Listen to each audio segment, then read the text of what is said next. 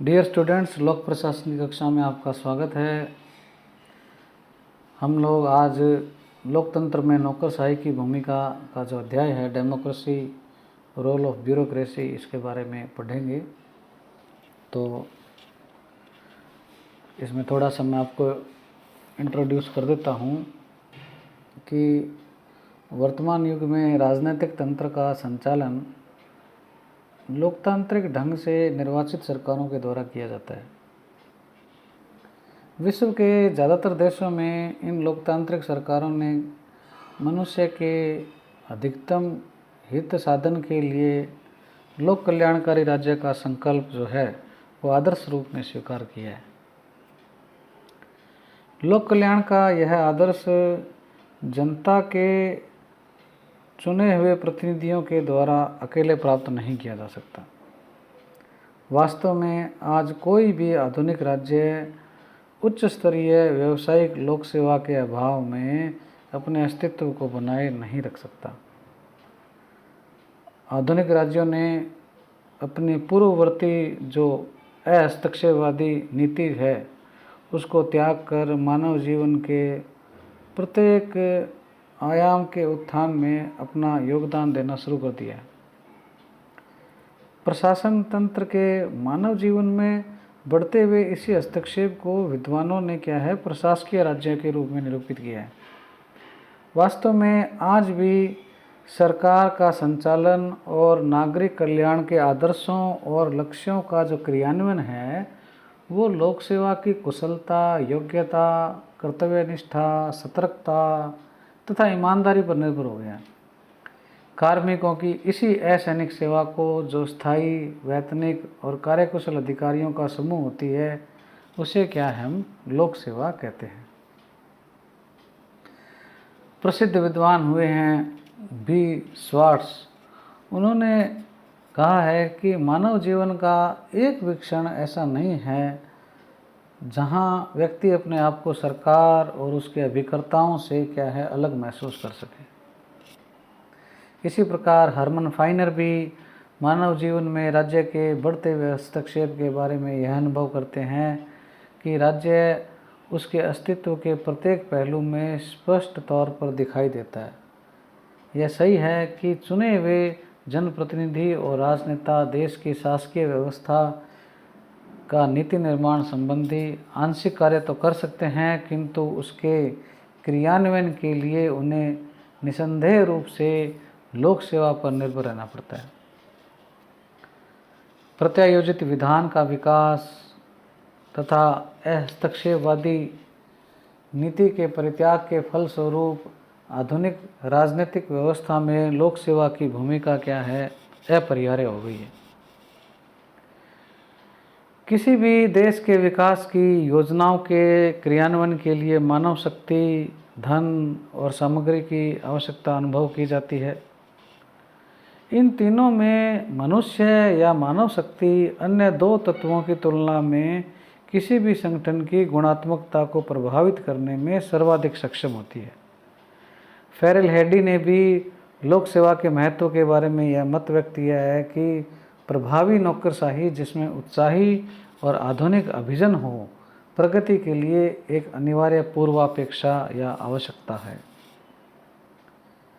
भारत की पूर्व प्रधानमंत्री स्वर्गीय श्रीमती इंदिरा गांधी ने भी अपने एक भाषण में यह मत व्यक्त किया था कि किसी भी देश और संस्था की गुणात्मकता एक निर्णायक सीमा तक उसमें संयोजित कर्मचारियों की गुणात्मकता पर निर्भर करती है। यदि सरकार को जनता के लिए अधिक हितकारी भूमिका निभानी है तो उसके कर्मचारियों को सरकार की नीतियों और कार्यक्रमों के निष्पादन में और अधिक गत्यात्मक तथा रचनात्मक भूमिका का निर्वाह करना होगा। ये जो कथन है स्वर्गीय श्रीमती इंदिरा गांधी के थे। अब इसके पश्चात हम जो लोक सेवा और जो नौकरशाही है उसके बारे में थोड़ा सा देखते हैं। Civil service and bureaucracy. लोक सेवा शब्द का प्रचलित अर्थ राज्य की प्रशासकीय सेवा की जो असैनिक शाखाएं हैं उससे है, मतलब मिलिट्री से जो अलग हैं वो जो हैं वो सारी क्या है, लोक सेवा में आती है। ब्रिटेन में इस शब्द की यह परिभाषा की गई है कि राजनीतिक या न्यायिक पदाधिकारियों के अलावा ताज के वे सेवक जो असैनिक रूप से सेवायोजित हों और जिनका पारिश्रमिक पूर्णतः या तथा प्रत्यक्षतः उस धनराशि से दिया जाता हो जो संसद द्वारा इस हेतु स्वीकृत की गई है। इस परिभाषा से स्पष्ट हो जाता है कि लोक सेवा में उन लोगों को शामिल नहीं किया जाता जो सुरक्षा सेनाओं के सदस्य होते हैं। हरमन फाइनर ने लोक सेवा के बारे में कहा है कि अधिकारियों का एक ऐसा पेशेवर निकाय लोक सेवा है जो स्थायी हो, वेतनभोगी हो तथा कार्यकुशल या दक्ष हो। इस प्रकार हम कह सकते हैं कि लोक सेवा किसी भी राज्य की सरकार में कार्यरत समस्त पदाधिकारियों, उच्चतम स्तर पर सचिव से लेकर कनिष्ठतम कर्मचारियों को माना जा सकता है। दूसरे शब्दों में कह सकते हैं कि लोकतांत्रिक तरीके से निर्वाचित प्रतिनिधि नीतियों के निर्माण और निरूपण का कार्य करते हैं, जबकि लोक सेवा इन राजनीतिक नीति निर्माताओं द्वारा जो बनाई गई नीतियां और कार्यक्रम हैं उनका न केवल निष्पादन करते हैं बल्कि नीति निर्माण के लिए आवश्यक सूचनाएं और आंकड़े भी उपलब्ध करवाते हैं। सामान्य जन इसी लोक सेवा को नौकरशाही के नाम से संबोधित करते हैं, किंतु लोक सेवा और नौकरशाही जो है उसमें कुछ तकनीकी अंतर है। नौकरशाही शब्द जो है उसका प्रयोग कुछ विभिन्न अर्थ को संसूचित या सूचित करने के लिए प्रतीत होता है।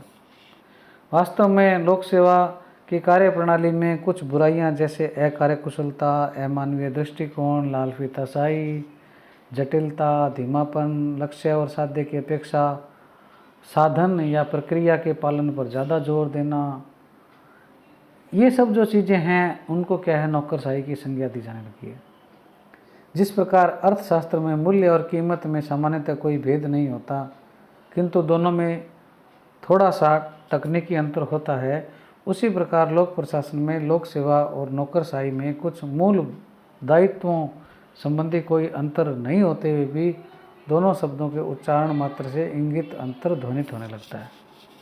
तो नौकरशाही जो है वो लोक सेवा में कार्य करने का एक ढंग या शैली है, जबकि लोक सेवा एक व्यापक अवधारणा है, नौकरशाही उसकी एक शैली है। अब हम नौकरशाही जो ब्यूरोक्रेसी है उसके अर्थ और परिभाषाओं के बारे में देखते हैं। ब्यूरोक्रेसी शब्द का प्रयोग सबसे पहले फ्रांस के अर्थशास्त्री विंसेंट डी गॉर्ने ने किया था।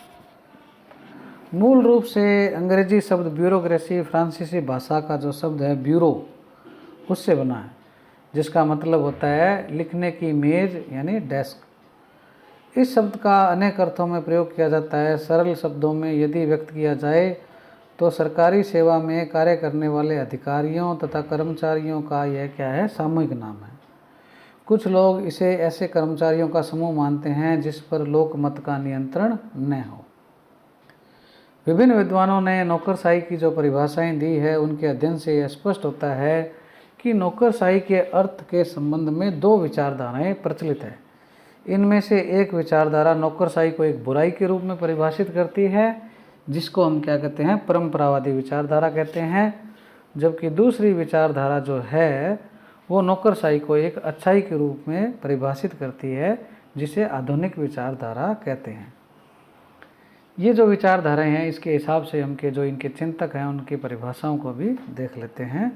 परंपरावादी विचारधारा जो है उसमें जॉन ए विग और प्रोफेसर लास्की प्रमुख हैं। इसके अलावा एनसाइक्लोपीडिया ऑफ ब्रिटानिका ने भी क्या परंपरावादी डेफिनेशन दी है।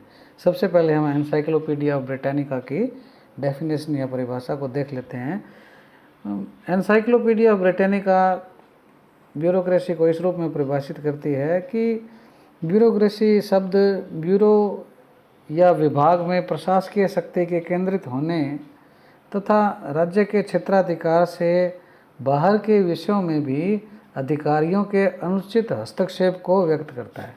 ये नेगेटिव अप्रोच है इनकी यहाँ पे, परंपरावादियों की। इसी प्रकार जॉन ए वीक कहते हैं कि विकृति एवं परिहास के कारण ब्यूरोक्रेसी शब्द का अर्थ काम में घपला, मनमानी, अपव्यय, हस्तक्षेप तथा वर्गीकरण माना जाने लगा है। इसी प्रकार प्रोफेसर लास्की भी क्या है, मतलब नेगेटिव अप्रोच करते हुए उसके नकारात्मक बुराई के रूप में मानते हुए कहते हैं कि नौकरशाही का आशय उस व्यवस्था से है जिसका पूर्ण रूपेण नियंत्रण उच्च अधिकारियों के हाथों में होता है और जो इतने स्वेच्छाचारी हो जाते हैं कि उन्हें नागरिकों की निंदा करते समय भी संकोच नहीं होता। तो ये जो हैं परंपरावादी विचारधारा जो है वो एक नौकरशाही को बुराई के रूप में प्रस्तुत करती है।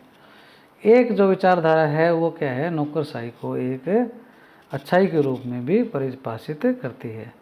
तो उसमें Paul H Appleby, Karl Friedrich, FM. Marx प्रमुख हैं। पॉल एच एपलबी कहते हैं कि नौकरशाही तकनीकी दृष्टि से कुशल कर्मचारियों का एक व्यावसायिक वर्ग है जिसका संगठन पद सोपान के अनुसार किया जाता है और जो निष्पक्ष होकर राज्य का कार्य करते हैं। इसी प्रकार कार्ल फ्रेडरिक कहते हैं कि नौकरशाही उन लोगों के पद सोपान, कार्यों के विशेषीकरण तथा उच्च स्तरीय क्षमता से युक्त संगठन है जिन्हें इन पदों पर कार्य करने के लिए प्रशिक्षित किया जाता है। इसी प्रकार एफ.एम. मार्क्स भी कहते हैं कि नौकरशाही पद सोपान, क्षेत्राधिकार, विशेषीकरण, व्यावसायिक प्रशिक्षण, निश्चित वेतन एवं स्थायित्व जैसी विशेषताओं से युक्त एक संगठन है। इस प्रकार हम कह सकते हैं कि नौकरशाही का जो परिभाषाएं हैं उससे क्या है, इसके अर्थ में विभिन्नता है, लेकिन इस संबंध में हम ये कह सकते हैं कि नौकरशाही एक ऐसी प्रशासकीय व्यवस्था है जो सार या प्रशासन के लक्ष्यों की अपेक्षा प्रक्रिया पर ज़्यादा जोर देती है। अब इसके बाद में हम आगे एफ.एम. मार्क्स के विचार, नौकरशाही के प्रकार आदि चीज़ों के बारे में पढ़ेंगे और वो हम अगले वीडियो में या क्लास में देखेंगे। इससे संबंधित अभी जो हमने पढ़ा, आपको यदि कोई जिज्ञासा या शंका हो तो आप मुझसे व्हाट्सएप के माध्यम में संपर्क कर सकते हैं।